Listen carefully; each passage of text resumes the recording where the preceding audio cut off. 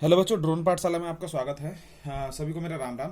आज बच्चों हम जो चैप्टर करने वाले हैं वो हमारा केमिस्ट्री का चैप्टर बेटा 1 है। ठीक है, देखिए हमारा जो साइंस है बेटा वो 3 पार्टों में डिवाइड हो रखी है। ठीक है बेटा, हमारी जो साइंस है वो बेटा 3 पार्ट्स में डिवाइड है, biology and chemistry and physics. ठीक है, अगर हिंदी में बात करें तो बायोलॉजी जीव विज्ञान, केमिस्ट्री रसायन विज्ञान और फिजिक्स हमारा भौतिक विज्ञान। ठीक है, इन तीनों पार्ट्स में हमारी जो है एक साइंस को डिवाइड करते हैं हम। ठीक है, साइंस मतलब विज्ञान को हम डिवाइड करते हैं। तो आज हम जो चैप्टर पढ़ेंगे वो केमिस्ट्री का चैप्टर है। ठीक है, तो it is a branch of a science which deals with the chemical and reactions, that is called a chemistry. ठीक है, और यहाँ पर हम सबसे पहले केमिस्ट्री पढ़ने से पहले हम कुछ जानेंगे बेटा कि साइंस क्या होता है। अगर मैं एक सिंपल भाषा में पूछूं कि व्हाट इज साइंस, तो आप साइंस की डेफिनेशन क्या कहोगे?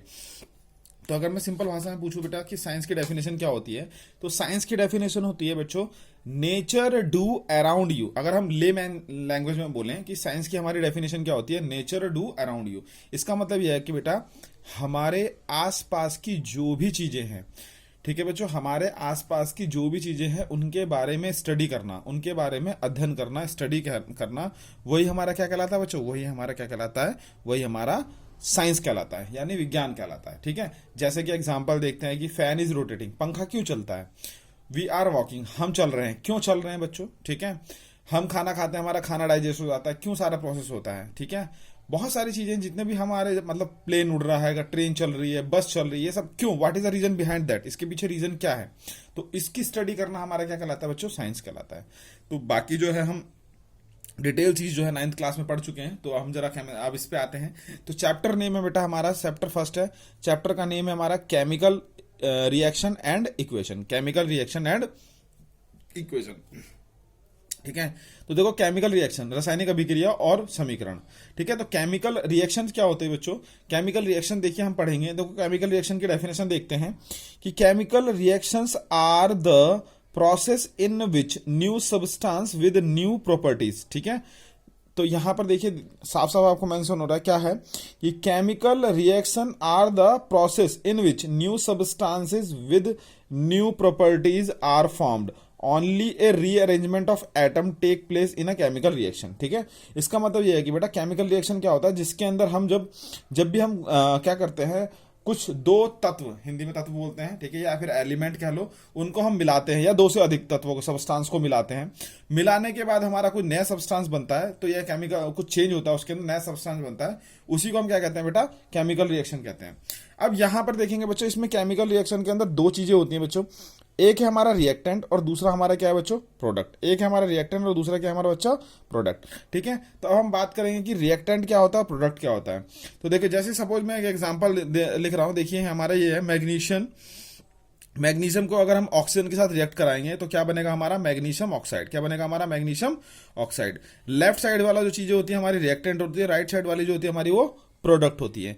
तो यहां पर सबसे पहला जो चीज होता है, ये एरो है गिब्स। ठीक है, ये एरो है गिब्स। तो देखो रिएक्टेंट क्या होता है? The substances. ठीक है, रिएक्टेंट क्या होता है हमारा? The substances which take part in a chemical reaction are called the reactant. यानी कि जो ये गिब्स है, इसके लेफ्ट साइड में जो हमारा सबस्टांस है, ये जो हमारा दिख रहा है सबस्टांस बेटा Mg+O2, ये सारा क्या कहलाता है बेटा? रिएक्टेंट कहलाता है। हिंदी में इसे बेटा अभिकारक कहते हैं। ठीक है, और एरो के मतलब ये गिब्स के इधर जो हमारा ये है सबस्टांस, इसको हम क्या कहते हैं बेटा? प्रोडक्ट कहते हैं। इसको हम क्या कहते हैं बच्चों? प्रोडक्ट कहते हैं। ठीक है बच्चों, इसको हम क्या कहते हैं बच्चों? प्रोडक्ट कहते हैं। अच्छा, ये हिंदी में से उत्पाद कहते हैं। ठीक है, अब देखते हैं बेटा प्रोडक्ट क्या होता है। The new substance is produces as a result of a chemical reaction are called the product. जब हमारी केमिकल रिएक्शन होती है और केमिकल रिएक्शन उनका जो नया सब्सटेंस बनता है, तो वो हमारा क्या कहलाता है बच्चों? वो हमारा प्रोडक्ट कहलाता है। वो हमारा क्या कहलाता है बच्चों? वो हमारा प्रोडक्ट कहलाता है। ठीक है बच्चों, यहां तक कोई डाउट, किसी को कोई शंका? ठीक है, यहां तक सबको समझ में आ रहा होगा। चलिए, अब उसके बाद आता है हमारा मैग्नीशियम। अच्छा, ये मैंने एग्जांपल आपको दे दिया कि मैग्नीशियम ऑक्सीजन मिलके मैग्नीशियम ऑक्साइड बन रहा है। ठीक है, मैग्नीशियम ऑक्सीजन मिलके आपका क्या बन रहा है बेटा? Magnesium oxide. ठीक है, अब यहां पर देखो बेटा, ये आपका Mg, ये मैग्नीशियम का सिंबल होता है, ऑक्सीजन का O2 सिंबल होता है, और यहां पे मिलके क्या बन गया बेटा? 2MgO। क्या बन गया बेटा? 2MgO। ठीक है, अब ये बैलेंसिंग जो है अभी आगे हम पढ़ेंगे। अच्छा, अब उसके बाद बेटा कैरेक्टरिस्टिक्स पढ़ने से पहले सबसे पहले हम देखेंगे बेटा कि example of chemical reaction. Chemical reaction के कुछ एग्जांपल है, उसको देखेंगे हम यहाँ पर। तो देखते हैं बच्चों, देखिए ये हमारे केमिकल रिएक्शन के कुछ एग्जांपल्स हैं। ठीक है, एग्जांपल ऑफ केमिकल रिएक्शन है। देखिए केमिकल रिएक्शन के एग्जांपल जैसे सोरिंग ऑफ मिल्क। मान लीजिए आप दूध लेके आए, ठीक है, मार्केट से, और आपने दूध जो है वो जब लेके आए तो वहां पर उन्होंने मशीन में प्रेशराइज करके रख रखा था, ठंडा करके रख रखा था, ठीक है। अब उसको आपने बाहर रख दिया, तो आपको बाहर रखने के बाद मान लीजिए सपोज आपने उसे हीट अप नहीं किया, गर्म नहीं किया, तो वो आपका जो है बच्चों, वो आपका 1-2 घंटे बाद दूध क्या होगा, खराब हो जाएगा, फट जाएगा, वो खट्टा हो जाएगा, ठीक है। अच्छा, तो ये एक होता है हमारा केमिकल रिएक्शन। उसमें जम्स मतलब जो है बैक्टीरिया डेवलप हो जाएंगे उस टेम्परेचर पे, ठीक है। अब आता है formation of curd. Formation of curd का मतलब है दही का जमना बेटा। तो दही कैसे जमती है, आपने देखा होगा कि आप दूध में थोड़ी सी दही डाल देते हैं तो क्या होता है बच्चा, दही में एक लैक्टोबैसिलस नाम का बैक्टीरिया होता है जो कि आपका धीरे धीरे धीरे धीरे धीरे धीरे अंदर डेवलप होता रहता है। और जब उसको आपका बेटा 35 से 40 डिग्री टेम्परेचर मिलता है तो हमारी क्या जम जाती है बेटा, कर्ड जम जाती है। क्या जम जाती है बच्चों, कर्ड जम जाती है। वो उसकी फॉर्मेशन मतलब पैदा होने की जो है टेम्परेचर इतना होता है, ठीक है बच्चों। चलो अब आता है कुकिंग ऑफ फूड। जब आप खाना बनाते हैं तो वहां पे देखा होगा आपने कि किस तरीके से हमारा जो है केमिकल रिएक्शन होती है। Digestion of food in body. जब हम खाना खाते हैं बेटा तो हमारी बॉडी में डाइजेशन होता है खाने का, उससे हमें एनर्जी मिलती है जिससे हम वर्क कर पाते हैं। तो उस समय जो केमिकल मतलब सारे चेंजेस होते हैं वो केमिकल रिएक्शंस में आते हैं। प्रोसेस ऑफ रेस्पिरेशन बेटा, जब हम सांस लेते हैं तो सांस लेने के समय हम एनर्जी का यूज करते हैं बॉडी के अंदर, तो वो भी हमारा क्या कहलाता है बेटा, वो भी हमारा कहलाता है आपका chemical change in chemical reactions, ठीक है। अब आता है हमारा fermentation of grapes. Fermentation of grapes, जैसे आप अल्कोहल देखा होगा आपने बेटा, अल्कोहल जो बनती है हमारी, या फिर आप सिरका बोलते हैं उसे, सिरका जो बनता है वो फर्मेंटेशन ऑफ ग्रेप्स से होता है, ठीक है। हम उसे एक डिटेल में समझेंगे अभी। इसको हिंदी में किण्वन प्रोसेस कहते हैं। इसमें क्या होता है बच्चों की बहुत देर तक हम जैसे मान लो गन्ने के रस को रख देते हैं एक बोतल में, और उसके बाद धीरे धीरे प्रोसेस बाय प्रोसेस वो क्या होता है, उसके अंदर बैक्टीरिया डेवलप होते रहते हैं और वो सिरका, हिंदी भाषा में सिरका बोले या फिर एसिडिक एसिड बोले, ठीक है, या विनेगर बोले, वो फॉर्म हो जाता है, ठीक है।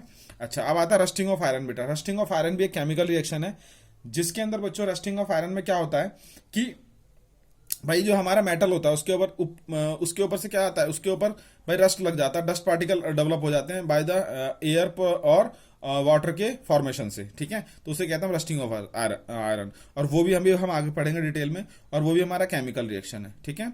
बर्निंग ऑफ कैंडल, ये भी एक केमिकल रिएक्शन है। राइपनिंग ऑफ फ्रूट बेटा, जो फलों को कैसे पकाते हैं बच्चों, फलों को आपने एक देखा होगा, आपने गांव में सुना होगा कि भाई एक हमारा होता है कार्बेट नाम की एक चीज होती है, ठीक है, उसे कैल्शियम कार्बाइड कहते हैं, ठीक है, कैल्शियम कार्बाइड कहते हैं। अब वो क्या करता है, कार्बेट जो होता है बच्चों, उसके अंदर हम जितने भी हमारे फल होते हैं उसको रख देते हैं, और उसकी गैस से बेटा एसिटिलीन गैस निकलती है अंदर, इसकी गैस से क्या है हमारा जो है वो हमारा क्या हो जाता है, पक जाता है बेटा, ठीक है। चलिए अब उसके बाद आता है आपका बर्निंग ऑफ फ्यूल जब जलते हैं तभी हमारा क्या होता है, केमिकल चेंज होता है, केमिकल रिएक्शंस होती है। वुड हो गया, कोल हो गया, पेट्रोलियम हो गया और एलपीजी गैस होगी, तभी हमारा क्या होता है बच्चों, केमिकल रिएक्शन होती है, ठीक है बच्चों। चलो अब इसके बाद आगे हम देखते हैं, आगे देखेंगे बच्चों। आगे जो है हमारा यहाँ पर आएगा कैरेक्टरिस्टिक्स ऑफ केमिकल रिएक्शन। अब कैरेक्टरिस्टिक्स ऑफ केमिकल रिएक्शन क्या होती है बच्चों, कैरेक्टरिस्टिक्स ऑफ केमिकल रिएक्शन में देखेंगे कि जब भी हमारी क्या होता है बेटा, चरित्र, केमिकल रिएक्शन का चरित्र, जब भी हमारी बेटा रिएक्शंस होती है तो उसके अंदर बेटा कुछ चीजें होती हैं उसके साइड इफेक्ट में, वो चीज हम यहाँ पे जानेंगे। तो पहला है बेटा इवोल्यूशन ऑफ गैस। तो क्या है बेटा, the chemical reaction between the zinc and dilute sulphuric acid. Zinc और डाइल्यूट सल्फ्यूरिक एसिड की रिएक्शन होती है, it is characterise by a evolution of hydrogen gas. तो जब जिंक और डाइल्यूट सल्फ्यूरिक एसिड जब मिलते हैं, ठीक है, जैसे कि मैं एग्जांपल दे देता हूं आपको, ठीक है, जैसे कि मैं एग्जांपल देता हूं कि भाई जिंक जो है हमारा ये हो गया और डाइल्यूट H2SO4 जब ये मिलेगा आपस में, तो हमारे पास क्या निकलेगा बेटा, हमारे पास निकलेगा हाइड्रोजन गैस, ठीक है। हमारे पास क्या निकलेगा बच्चों, हमारे पास निकलेगा हाइड्रोजन गैस, ठीक है बच्चों। तो देखो ये रिएक्शन है कि जिंक हमारा डाइल्यूट H2SO4 के साथ रिएक्ट करेगा तो क्या बनेगा बेटा, ZnSO4 बनेगा, प्लस हमारी हाइड्रोजन गैस क्या हो जाएगी, इवोल्व हो जाएगी। तो इसको मैं बैलेंस नहीं कर रहा अभी, आपको जस्ट मैं एग्जांपल दे रहा हूँ, ठीक है। चलिए आगे अब आता है बेटा आपका formation of precipitate. Formation of precipitate का मतलब होता है बेटा पीपीटी बनना। अभी प्रेसिपिटेट क्या होता है इसका एग्जाम्पल देते हैं। जैसे कि बेटा आपने देखा होगा कि जब जैसे दूध मान लो फट जाता है, तो जब दूध फट जाता है तो बेटा देखा होगा उसमें कि जो मटेरियल है मेन वो आपका बच जाता है और पानी पानी नीचे अलग हो जाता है। तो जो मेन मटेरियल बचता है ना, ठीक है, वो हमारा क्या होता है बेटा, पीपीटी होता है, उसे प्रेसिपिटेट कहते हैं। The chemical reaction between the potassium iodide and the lead nitrate is a characteristics by the formation of yellow PPT. तो जब ये रिएक्शन मतलब पोटेशियम हमारा क्या होगा बेटा, potassium iodide and dilute lead nitrate मिलेंगे तो हमारा क्या बनेगा बेटा, पीपीटी बनेगी। हमारी क्या बनेगी बच्चों, पीपीटी बनेगी। ठीक है, येलो पीपीटी बन जाएगी। येलो पीपीटी का मतलब वो ये कि पानी के अंदर नीचे कुछ बैठ जाएगा आपका। ठीक है बच्चों, यहाँ तक कोई दिक्कत। चलिए आगे देखते हैं।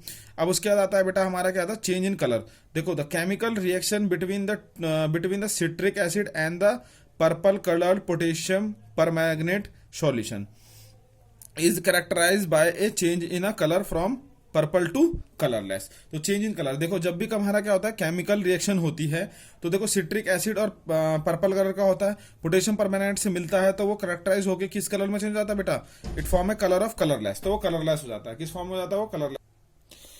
देखो बेटा नेक्स्ट है क्या आपका, चेंज इन टेम्परेचर। अब बेटा देखो अगर हमारा जो है टेम्परेचर चेंज हो जाएगा तो क्या होगा, कह रहा है कि the chemical reaction between the quicklime and the water, chemical reaction between the quicklime and water to form a slaked lime is characteristics by the change in temperature. इसका मतलब यह है कि बेटा देखो जब हमारा केमिकल रिएक्शन होगी, ठीक है, between the quicklime and the water, water और क्यूक्लैम के बीच में जब हमारी केमिकल रिएक्शन होगी बच्चों, तो हमारा क्या होगा बेटा, तो हमारा उस समय क्या होगा, टेम्परेचर चेंज हो जाएगा बच्चों। देखिए चेंज इन टेम्परेचर की बात करते हैं तो देखो बेटा हमें यहाँ पर हमारा क्या है कि जैसे कि भाई मैं एग्जांपल देता हूँ कि जैसे मान लो सपोज आपने क्या करा, पानी लिया, ठीक है, और आपके घर में वाइट वॉश होना है, पुताई करनी है आपको, आप घर दुकान से गए और एक चूने का कट्टा लिया है। ठीक है, चूने के कट्टे को जो बोलते हैं हमारा वो होता है बेटा आपका कैल्शियम ऑक्साइड। चूने का कट्टा क्या होता है बेटा, कैल्शियम ऑक्साइड। ठीक है, चूने का कट्टा क्या होता है बेटा, कैल्शियम ऑक्साइड। ठीक है, यानी कि CaO बोलते हैं उसमें आपने पानी मिलाया H2O, तो हमारा क्या बन गया बेटा, CaOOH का whole twice plus carbon dioxide और गैस निकली प्लस हीट निकलेगा बेटा। ये हीट का सिंबल होता है ट्राइंगल। ठीक है, प्लस हीट निकलेगा। तो बेटा इस कंडीशन में क्या होगा, हमारा चेंज इन टेम्परेचर हो जाएगा, यानी कि उसकी जो पहले टेम्परेचर था नॉर्मल टेम्परेचर से वो क्या हो जाएगा, चेंज हो जाएगा बच्चों। ठीक है, जब आपसे आप पानी में डालोगे तो ये हमारी एक रिएक्शन है। ठीक है, इसमें मैं आप बता देता हूँ, देखो इसको बोलते हैं कैल्शियम ऑक्साइड, ये हमारा वाटर हो गया, और ये हमारा कैल्शियम हाइड्रोक्साइड है, और ये कार्बन डाइऑक्साइड ये। अब देखो इसको हम बोलते हैं क्यूक्लैम और इसको हम बोलते हैं स्लैग लैम। इसको बोलते हैं बिना बुझा हुआ चूना, इसे बोलते हैं बुझा हुआ चूना। ठीक है, ये क्यूक्लैम, ये स्लैग लैम। ठीक है, अभी हम आगे देखेंगे इसका एग्जांपल।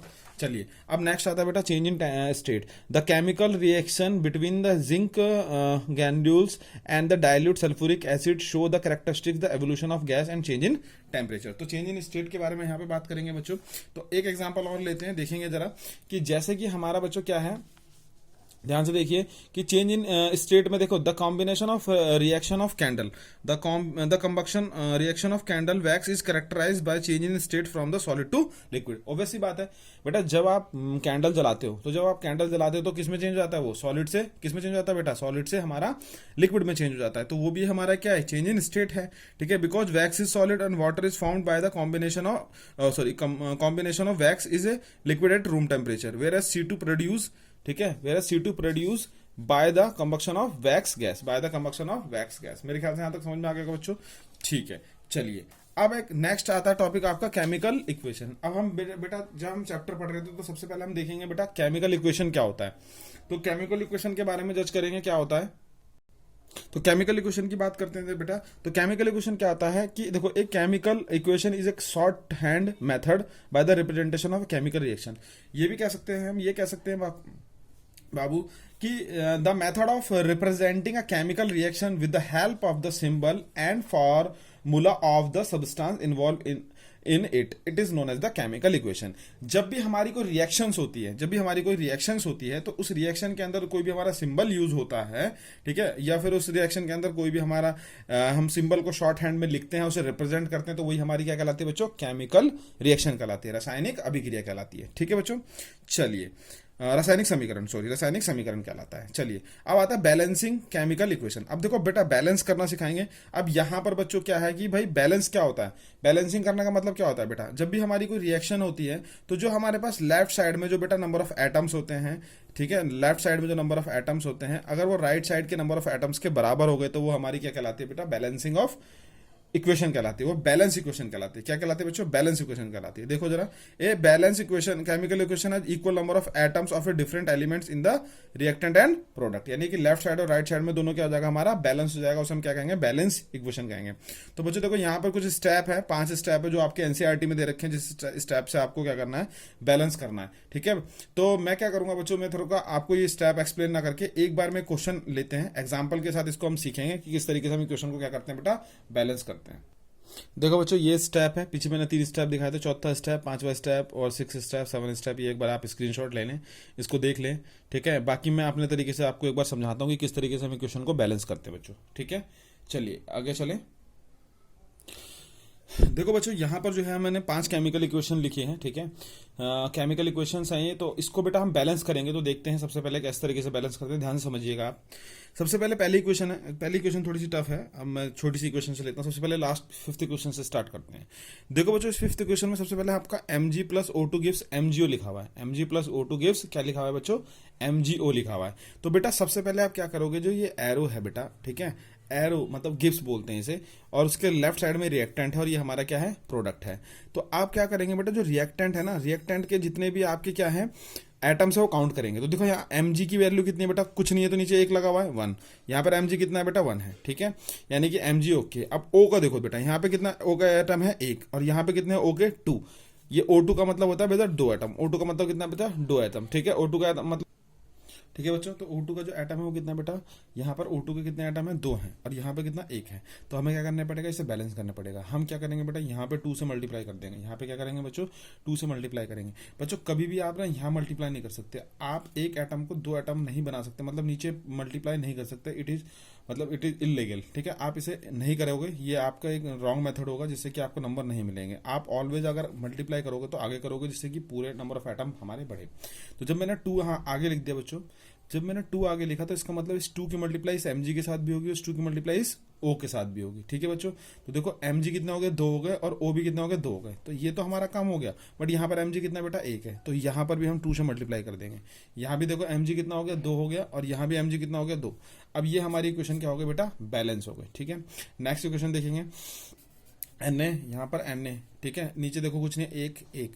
ठीक है, H की वैल्यू देखते हैं बेटा, यहाँ पे Na देखेंगे बेटा, Na की वैल्यू 1 है, यहाँ पर भी 1, कोई दिक्कत नहीं। यहाँ पे देखो H2 कितना है? Na ओके है, H2 देखो 2 है, यहाँ पर भी कितना बेटा? 2 है। तो बट यहाँ पर एक और, यहाँ पर H2 की वैल्यू कितनी बेटा? H2 की वैल्यू हमारे पास कितनी है?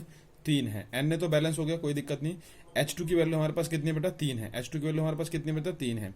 अच्छा, O देखो बेटा, O 1 है, ये 1 है, बस हमारे पास H का डिफरेंस है। यहाँ पर H की वैल्यू कितनी है बेटा? H2 की वैल्यू कितनी, मतलब H की वैल्यू हमारे पास 2 है, यहाँ पर H की वैल्यू 2 है, यहाँ पर H की वैल्यू कितनी बेटा? 3 है। अब इसको देखते हैं। तो एक काम करेंगे हम, यहाँ पे अगर हम 2 से मल्टीप्लाई कर दें तो हमारा मेरे ख्याल से काम बन सकता है। ठीक है, ये हमने 2 से मल्टीप्लाई करा तो यहाँ पे कितना हो गया बेटा? H की वैल्यू कितनी हो गई? 4 हो गई। इस 2 की मल्टीप्लाई, इसका मतलब बेटा इसके साथ भी होती है और इसके साथ भी होती है, तो 2 2 4 और ये 2 हो गया। ठीक है, अब यहाँ देखो बच्चों, यहाँ पर H की वैल्यू कितनी हो गई? यहाँ पर आपके H की वैल्यू हो गई 1 और ये 2। तो अब एक काम करेंगे, मगर O बढ़ गया, देखो O कितना हो गया? 2 हो गया। तो यहाँ भी क्या करेंगे बेटा? 2 से मल्टीप्लाई कर देंगे।